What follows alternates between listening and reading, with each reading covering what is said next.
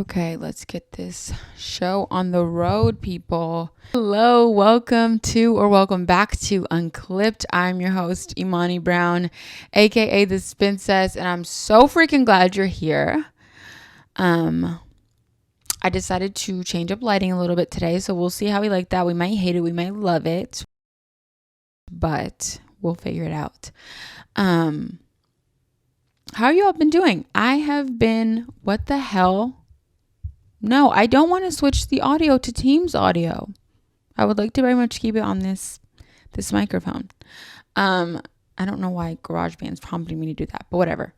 I have been doom scrolling on TikTok perpetually because it is officially the season where the sun goes down at like 5 p.m.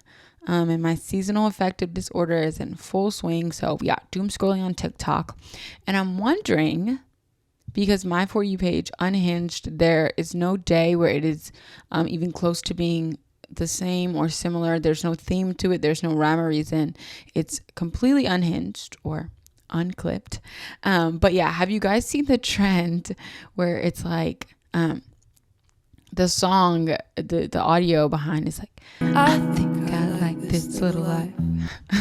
If you haven't, it's basically, I think, supposed to have like clips of people's life and, you know, have that audio behind it. And the initial intention seemed to be to show that there's beauty in simplicity, like beauty in this like little life. I think that it was very intentional to include the word little in it. And it sort of is supposed to express this like quaint, cozy little life and like how that is great, right? So great intentions, not really my cup of tea, but like great intentions. It was cute.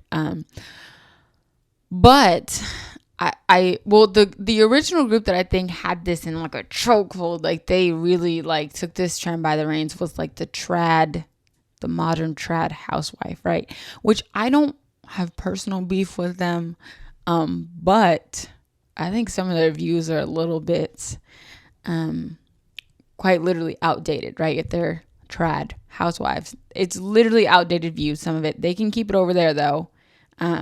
That's cool. Like they're cute, right? So yeah, they had the trad housewives had this little life trend in a chokehold. They'd show them like making biscuits. I don't know, like stuff from scratch, raising their kids and all this stuff. But then what I feel like we started to see was like a shift in like the type of creator that was making this sort of compilation video of their life, their little life, right? So like the type of like trad housewife person that started to co-opt this movement and get the like maximum reach became these women who had these really big families, like tons of kids, like the multi-million-dollar home though, like it wasn't a small quaint home. It was like staged to be quaint. I mean, the furniture very traditional, the dress that, you know, clothing that these women wear is very traditional, but and it's supposed to be relatable, but again, like they're living in multi-million-dollar homes. They're like talking about how good their home births were and like how they're all natural, but in reality, like they had home births with their children, but like the birthing team they had were like all personally paid like six figures by them, and then you happen to look them up and their dad like owns car dealerships, or like they're like a financial mogul, right? Like so it's like this what seems to be quaint, what seems to be normal, what seems to be a return to like traditional simple values, but what actually is like this exorbitant lifestyle, just with the like a quilt laid over it. And there is absolutely nothing I hate more than an expensive lifestyle that is being purposefully disguised and like very strategically disguised as like quaint and simple. There's something really like deeply evil, I think, about that when you display your lifestyle on the internet as something that is attainable when you know it is not attainable by the average person. And then with this subset of like the trad wives sort of putting their little lives on behind this audio and on this trend, it kind of, you know, these trends sort of make their ways through different groups of people. And that's like the kind of like cool thing about like TikTok and Instagram, especially TikTok. There are so many different subsets of influencers and creators, most of them rich, but we'll talk about that later. But it sort of made its way into a different group. And this is, to me, when I saw it make its way into like the soft girl group. So we're moving from trad wives to soft girl. I think there's a social media pipeline, and I think that this particular trend where we're moving from like very quaint content, kind of flowing into the exorbitant lifestyle, I think it's going against the pipeline, and I'll explain that later. So it moved to these like soft girlies, co-opting the trend.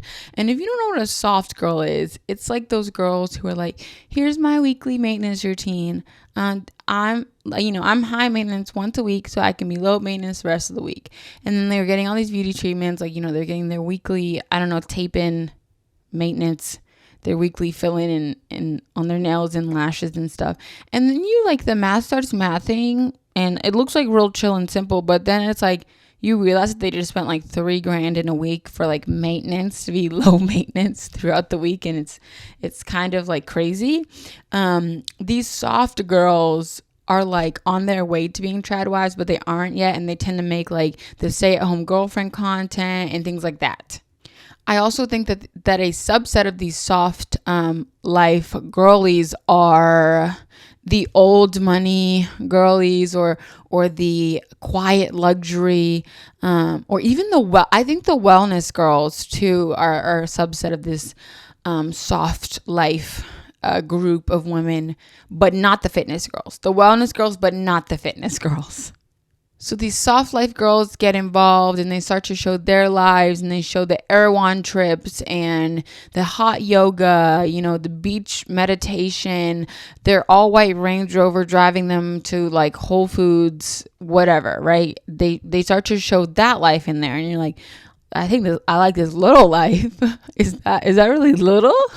So then what you see after, trad wife, then soft girl hops on this trend, then you see like the epitome of influencers start to hop on this trend. And I think that's what we're seeing right now, like live in this trend is like epitome of influencer. I'm talking like Insta model, material girl, final boss, BBL baddie. Like they have fully co-opted this trend at this point. I'm talking like, the Miami every week, Dubai every month, 30 million cc's on the chest ladies, right? And I'm not throwing shade, because in reality, I love BBL final boss women. Like I love the Insta baddie, like fully support it. I fully support all the women on the internet that are just doing their thing. But like something about like the sort of like mystery of like how these like Insta baddies get their money and stuff just like intrigues me fully. And I hope that they're happy. Actually, we don't need to have a mystery behind how they get their money. We know what they do in Dubai. We know what they do. If you don't, maybe check it out on TikTok or Reddit. They will tell you what these ladies do in Dubai. Couldn't be me. They're stronger than me. They're better than me, because could not be me. I will continue to live this regular life if going to Dubai and doing what they do means extravagance. I guess I will never have extravagance. But yeah, anyways, not hating on them, but they have co-opted this little life, showing the beauty and simplicity trend. And these ladies are not shy about the lifestyle they live. They know it's extravagant. They know everybody notices it's extravagant, and they flaunt it, right? Like they're unapologetic about who they are and like how much money they seem to have. But one difference, I think, between like the Insta baddie influencer versus the soft girl versus the trad wife is that these women also have like a little boss babe stroke in them. I think that's like a subset, but like kind of halfway under the umbrella, halfway not, as like the boss babe, because like the trad wife and the soft girl don't really appear to work, right? Like they don't glorify working, but I think some subsets of that traditional influencer does see value in like hustling, and I think half of them have fake businesses. Honestly, they're like, I have 37 streams of income, and they say these like businesses that don't even really make sense, and it's like not really clear how they pull that much income, because the lives that they live, like people like to think of six figures as something to like go towards, but like 6 figures a year is 100, like at the minimum is $100,000. You are not even living close to what the lifestyle that these people are portraying with $100,000. These lifestyles are 7-figure earner lifestyles. Again, they're very mysterious on how they get it, and it's not those businesses, it's not those courses they promote. But yeah, they seem to sort of embrace the hustler part, even though they're on like 6-month vacations twice a year, right? So the point is, now this little life has turned into like a big extravagant life. I mean, you're showing like a bottle of Vouv as like your little nightcap. You're showing the fact that you shut down this Chanel store for a private shopping event. You're showing a Brabus special edition G-Wagon, right? Like this is no longer even close to a little life. This is a very big, very grown, very extravagant life. So normal people have seen this trend, and even if they didn't personally really identify with it, they understood that it was like for them as a whole, like as normal people. We possibly could have even felt empowered by it if that was a little life that we wanted to live. But it was a trend for us normal people, right? So we saw it, we were like, that is so cute, love it. Love that you love your little life, right? I can love my little life. We're cool. But then these like rich people have then co-opted the movement and made these little life goals into unattainable goals. Like before, when the trend first started, you could scroll through the videos and see videos of people you could relate to. Again, not all of us may have been able to directly, specifically relate to like the specific type of lifestyle, but in our normalcy, that's what we could relate with. And now, the videos that we scroll through on this trend are suddenly things that we've never experienced or can't even imagine experiencing, because most of us will never. And I think this is like sort of a progression of what we've seen lately in social media, of how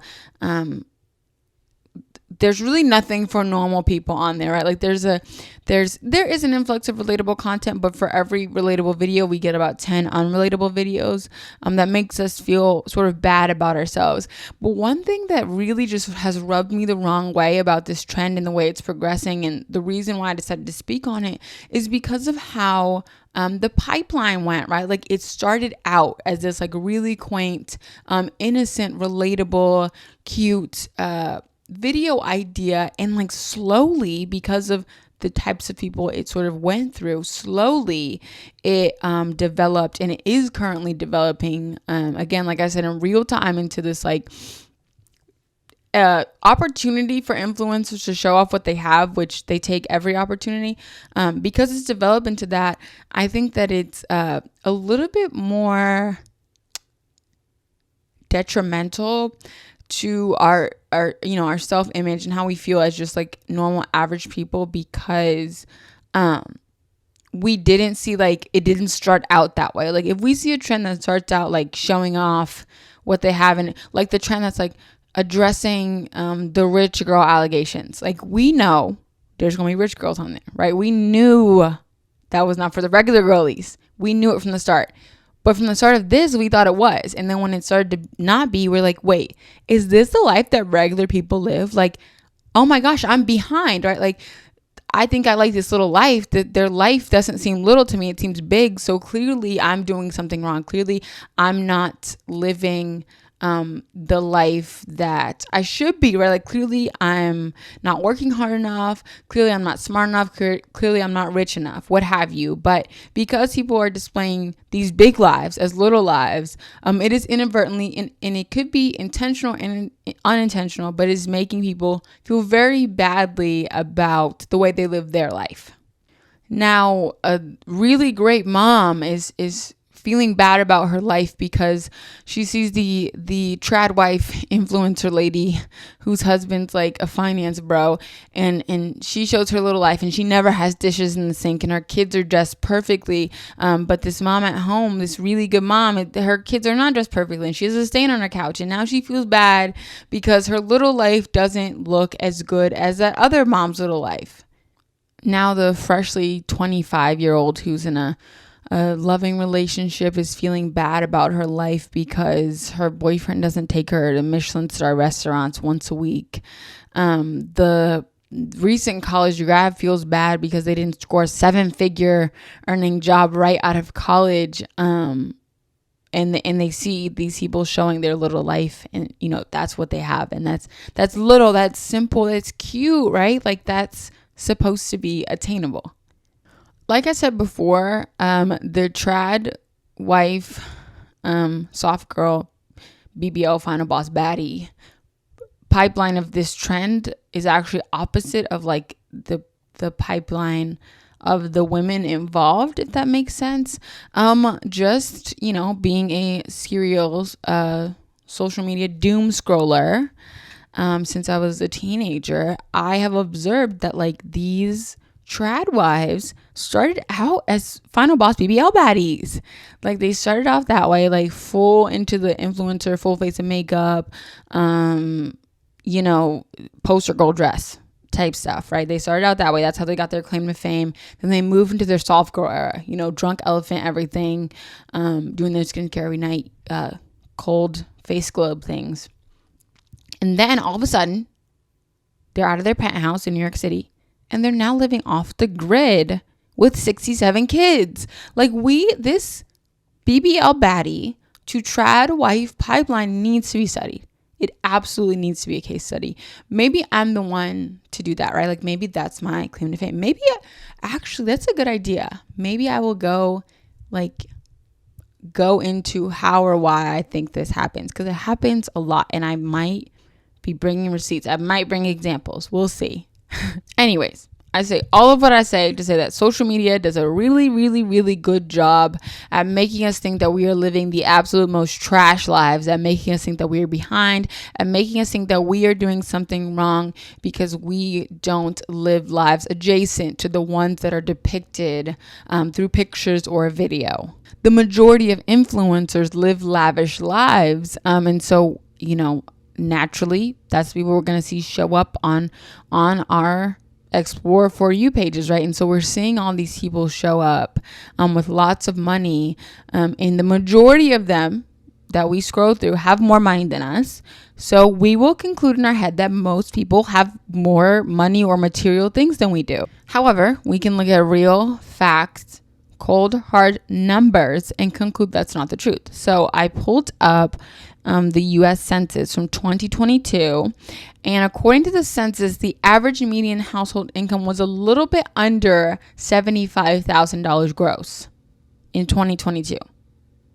Now, that's the average U.S. household income.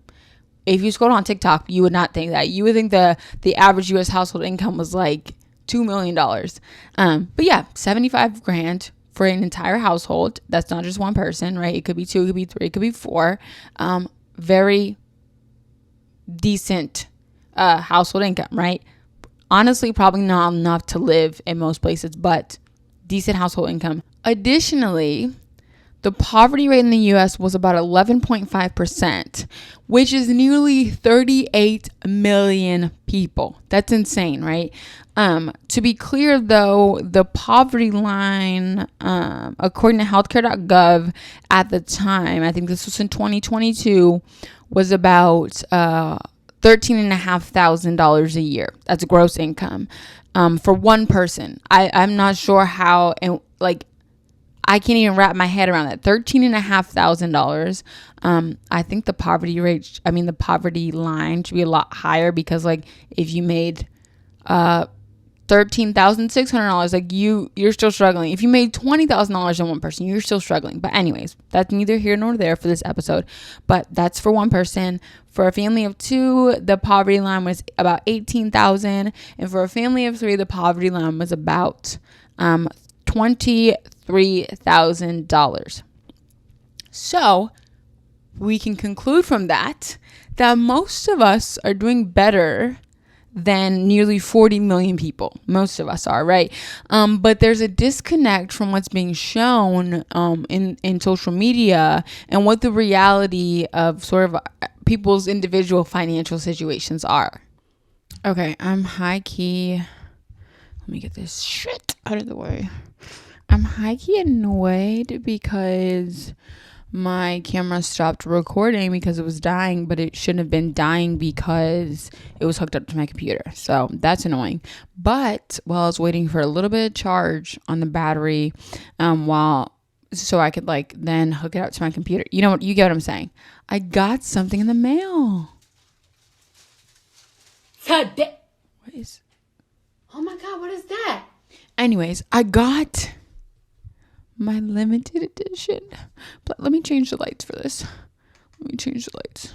Look at her in all her glory. Look at how beautiful. I still feel like it's not showing up. She's not showing up just how beautiful she is. Let's see. Is this gonna make it show up? No, she's not. It's not giving what she's giving in real life. Let's go back to the worm. I think the worm's showing her a little bit better. Oh well, whatever. She's here. Limited edition Black Friday Stanley. Do not put me on your rob list. Anyways, back to what we were saying. The people that the algorithm tends to choose are people or the people with the best access to content creation tools, or the people with the best access to exorbitant amounts of financial resources, which means that the small percentage of them that exist will be overrepresented on social media, thus skewing the reality or what we perceive as a little life, right? So now we think this little life is something big, extravagant, expensive, and we're feeling bad about our little life.